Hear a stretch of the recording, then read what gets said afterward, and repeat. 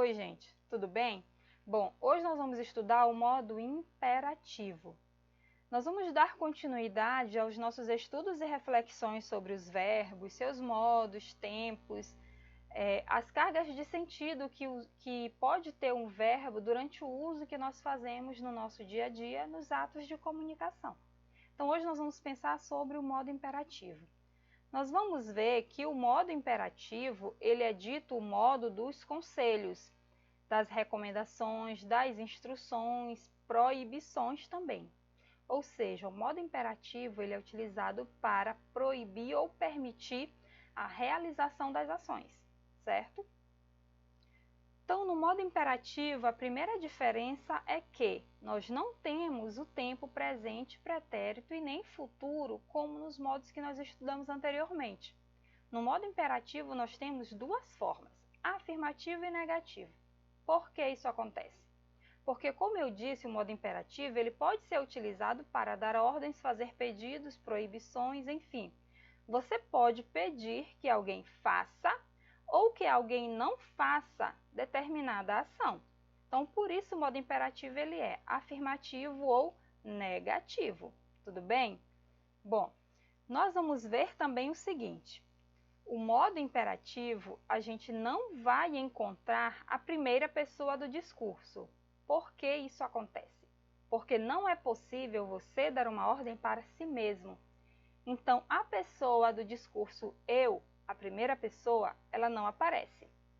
Outra característica, a terceira pessoa, ela, ele, e no plural, elas e eles, vai ser efetivamente substituído pelo pronome você e pelo pronome vocês, respectivamente. Como assim, professora?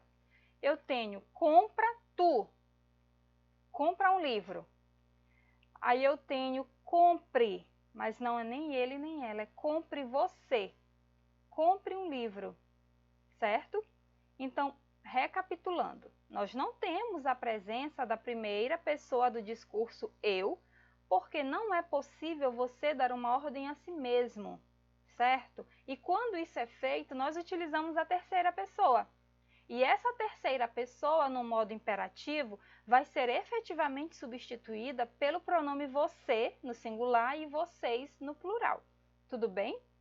Então, aí nós vamos ter essa tabelinha que está bem aqui. Compra tu, compre você, compremos nós, comprai vós, comprem vocês.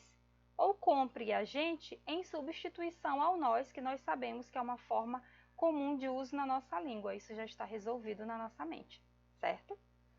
Então, vamos às expressividades que esse modo imperativo ele pode ter.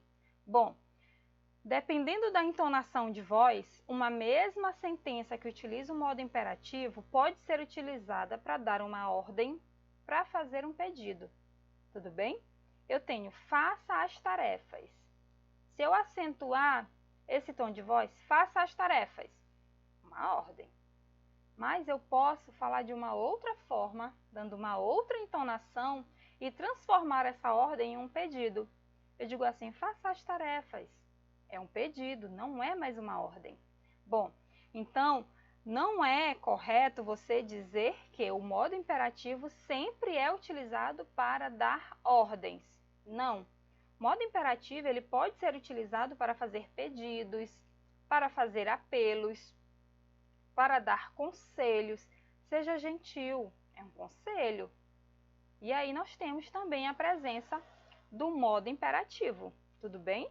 Então, o modo imperativo, nós já sabemos, não é utilizado somente para dar ordens. Ele também serve para dar instruções, pedidos, apelos, enfim, vários usos durante os nossos atos de comunicação. Tudo depende do contexto, da situação em que esse modo é empregado, certo? E aí nós temos o modo imperativo na sua forma negativa.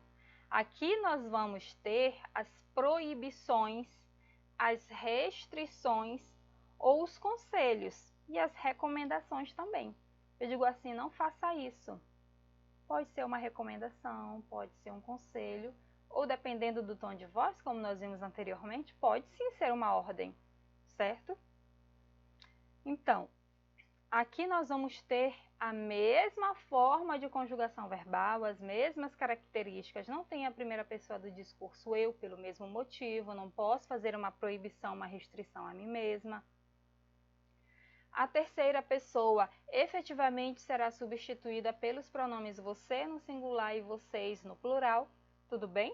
A mesma construção do modo imperativo na sua forma afirmativa. Qual é a diferença? Que aqui nós temos a partícula negativa, o não. Então, não compra, não faz, não vá, não entre, certo? Então, aqui nós temos uma restrição, uma proibição, uma recomendação negativa. Tudo bem? Então, vamos lá. Em que gêneros textuais, quais são os usos, quais são os atos de comunicação, as situações que eu vou encontrar o modo imperativo efetivamente? Bom, nós podemos encontrar em uma bula de remédio, por exemplo, que vai lhe dar as instruções sobre como utilizar aquela medicação, certo? Nós vamos encontrar em uma receita. Leve ao forno, use esta medida, mexa constantemente. Nós vamos encontrar em manual de instruções, certo? Nós vamos encontrar em anúncios de propaganda e publicidade. Aqui nós temos o apelo. Não compre nada hoje, amanhã teremos promoção, certo? Então, o modo imperativo tem uma infinita possibilidade de usos, certo? Há várias possibilidades de emprego do modo imperativo. Depende de quê, professora? Depende da intencionalidade de quem produz o texto, certo? E aí nós vimos que, dependendo da entonação de voz, uma mesma sentença que usa o imperativo pode ser uma ordem, pode ser um conselho, pode ser um pedido, pode ser uma recomendação. Depende muito da intencionalidade e isso é percebido no contexto, tudo bem? Geralmente, aqueles gêneros textuais que buscam instruir, ensinar, dar o passo a passo de como realizar determinada ação, ou mesmo dar ordens, dar restrições, aqueles manuais que vão nos dizer o que é permitido e o que não é permitido fazer dentro da escola, por exemplo, na nossa sociedade, por exemplo, certo? Então, o modo imperativo, nós já sabemos a partir de agora que ele não é usado apenas para dar ordens. E que uma mesma sentença pode expressar uma ordem ou um pedido.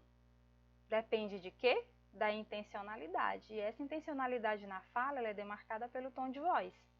Tudo bem? Então, gente, hoje nós ficamos por aqui. E agora está com você. Receba a sua rotina, leia o texto que vem trazendo lá com uma explicação bem legal. Faça as suas atividades, é muito importante que você faça as suas atividades, tudo bem? Reveja o nosso vídeo, faça anotações no seu caderno, recorra ao seu livro didático, lá também está tudo muito bem explicadinho. Tem outros exercícios que você pode utilizar para praticar. E busque o seu professor de sala de aula, que ele está com certeza disponível para lhe atender. Então a gente fica por aqui, próxima semana a gente volta com mais uma reflexão.